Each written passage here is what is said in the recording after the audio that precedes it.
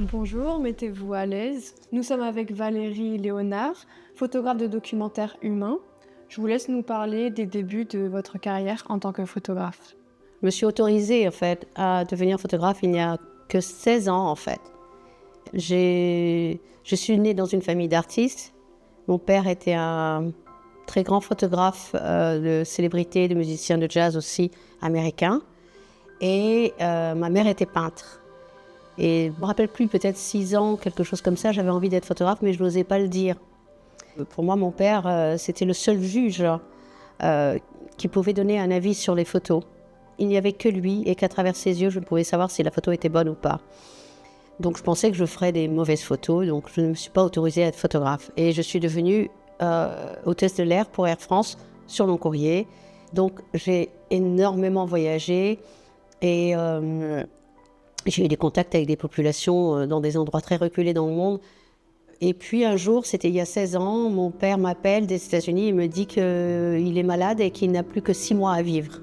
Et là, j'ai pris l'avion, je suis allée le voir et j'avais envie de lui dire tous mes secrets parce qu'il était encore vivant et c'était le meilleur moment pour lui parler. Et je lui ai avoué que j'ai toujours voulu être photographe. Et là, il m'a dit, mais montre-moi ce que tu as comme photo. Et je lui ai montré quelques photos qui n'avaient aucun intérêt. Et là, il m'a dit, tu as l'œil, c'est dans tes gènes, tu dois être photographe. Et ça m'a libérée. J'avais l'impression d'être adoubée.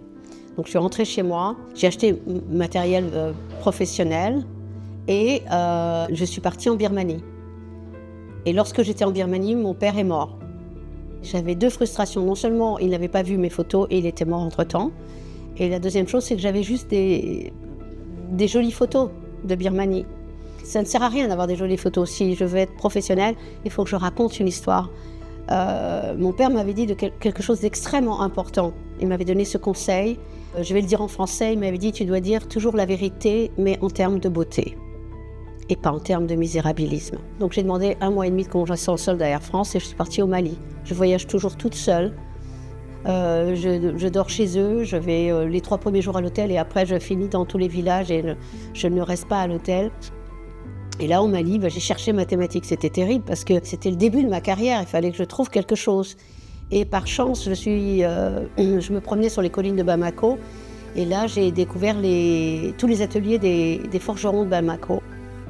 Là j'ai trouvé mathématiques, je me dis ces gens-là, la noblesse qu'ils ont, le courage qu'ils ont, cette lumière qu'il y a en eux, cette force à travers ce quotidien difficile, pour moi, j'appellerais ça les travaux d'Hercule.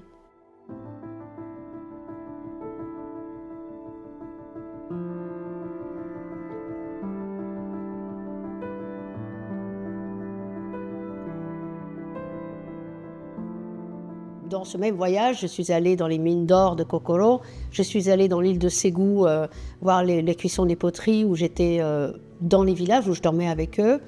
Et là, j'avais quelque chose enfin, j'avais quelque chose d'à peu près tangible, quelque chose qu'on pouvait comprendre, qui voulait dire quelque chose. Et voilà, et après, j'ai continué ma carrière d'hôtesse de l'air et en même temps, je prenais des mois de congé sans solde pour faire mes voyages dans le monde, en continuant cette thématique des travaux d'Hercule. Donc je suis allée dans beaucoup de pays et j'ai fait beaucoup de reportages sur cette thématique. Donc j'ai ce sac qui m'a été offert par Manfrotto, dont je suis l'ambassadrice, et que j'adore parce qu'il est hyper léger et très très confortable. Et il faut toujours que j'ai 2 boîtiers avec moi. Donc là il y en a un, et voici l'autre. Les mêmes boîtiers, si c'est le mieux. Là, je viens de changer d'équipement parce que les autres boîtiers que j'avais étaient extrêmement lourds, ceux-là sont plus légers. 2 boîtiers parce que s'il se passe quelque chose, je vais dans des endroits très difficiles. Je vais dans les mines de charbon, s'il y a du charbon qui rentre, s'il est cassé. Quand il y en a un qui ne fonctionne plus, au moins il y en a un autre qui peut vous sauver. Alors il y a toujours un grand angle.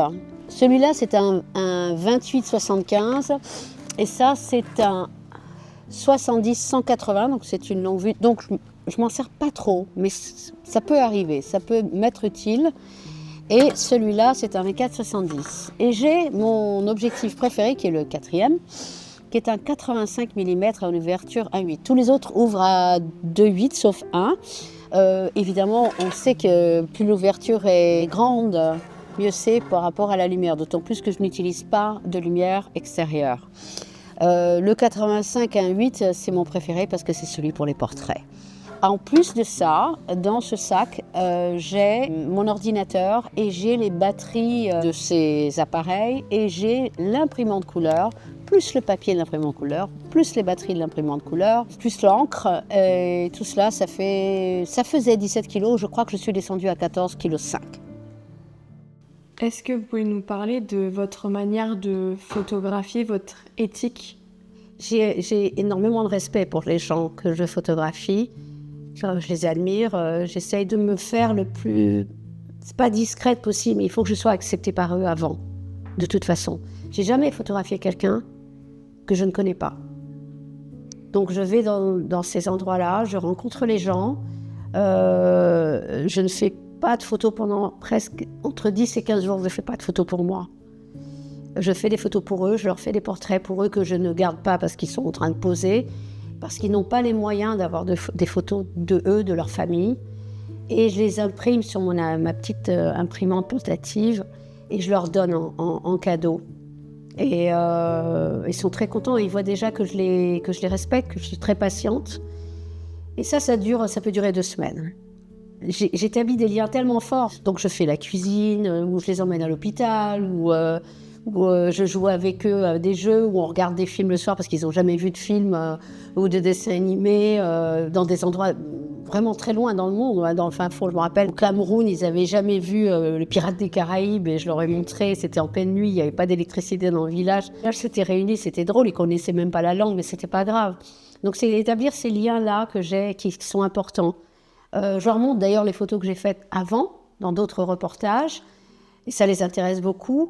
Et après, je leur dis, est-ce que vous êtes tous d'accord si maintenant je fais mon travail et je vous photographie? Mais vous ne faites pas attention à moi.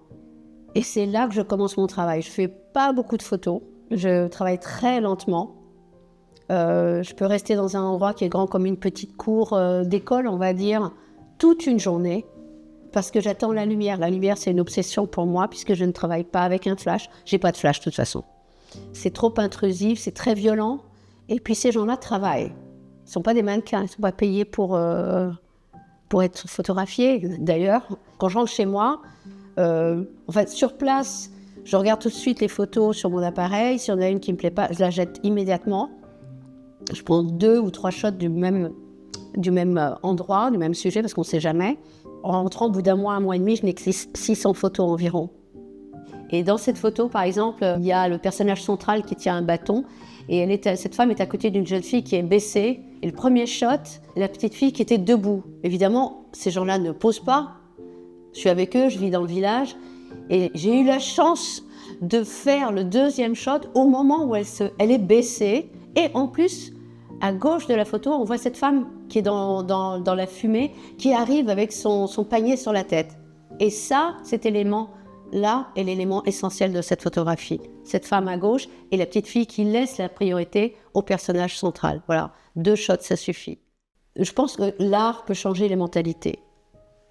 De photographier, par exemple, dans les mines de charbon en Inde, ces mineurs qui gagnent 35 € par mois, qui n'ont pas d'eau, pas d'électricité, pas d'école, pas d'hôpitaux, dans cette région du Jharkhand, dans le nord-est de l'Inde, où il n'y a plus rien pour eux, avec une force et un courage extraordinaire, de les photographier en montrant cette noblesse, sans faire d'esthétisation de la misère, surtout pas. Rendre visibles les invisibles dans un tableau, dans une image. Et c'est ça qui est très important pour moi.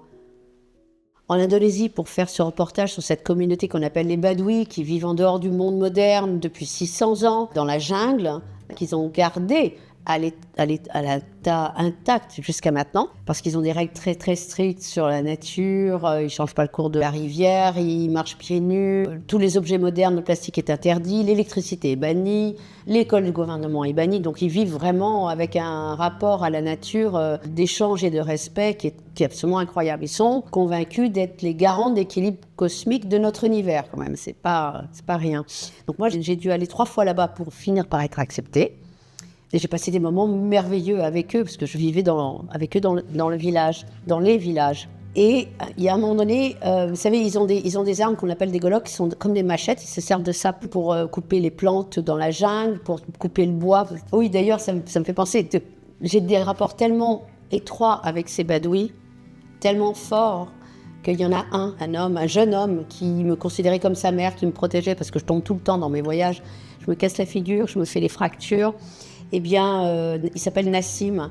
Et Nassim n'a pas le droit d'avoir un téléphone portable, mais lorsqu'il sort du village, il a accès à un téléphone portable et il m'écrit sur WhatsApp. Et ça fait 5 ans qu'il m'écrit. Et il me dit, est-ce qu'un jour, je pourrais entendre ta voix encore? Et là, j'ai complètement craqué, donc j'y retournerai de toute façon, voilà, cet automne. Cet automne, je retournerai voir Nassim et les badouis. Ah, je me rappelle ma mère, parce que j'ai suivi les conseils de mon père et j'ai aussi suivi les conseils de ma mère. Elle me disait, tu sais ma chérie, si quelqu'un est capable de le faire, tu es capable de le faire. Si quelqu'un est astronaute, tu peux être astronaute. Donc ça m'a donné confiance. Au contraire, il y a tellement de fois où je vois des gens qui n'ont pas confiance en eux, malheureusement. Il suffit d'une phrase. Si quelqu'un est capable de le faire, si quelqu'un est capable de trouver un sujet, si quelqu'un est capable de faire quelque chose d'incroyable, je suis capable de le faire. C'est une question de volonté. Donc je me donne cette volonté grâce à cette phrase que je me répète en boucle avec celle de mon père, c'est-à-dire dire la vérité mais en termes de beauté.